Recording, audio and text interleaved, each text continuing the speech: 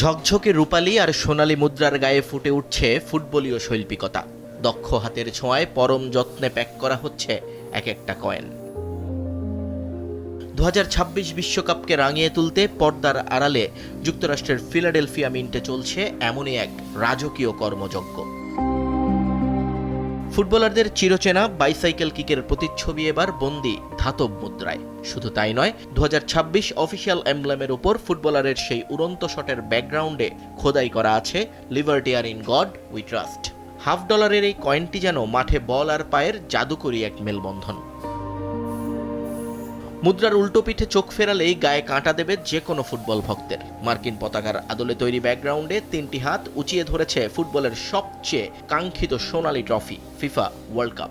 সঙ্গে ল্যাটিন ভাষায় খোদাই করে লেখা ই প্লুরিবুস উনুম, যার বাংলা অর্থ অনেকের মধ্যে এক।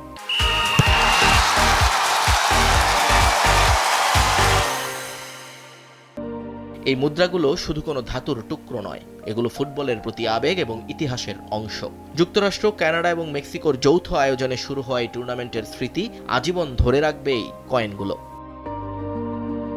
$50 পাশাপাশি সিলভার ডলার এবং $5 গোল্ড কয়েনের এই লিমিটেড এডিশন পাওয়া যাবে কেবলমাত্র 2026 সালে।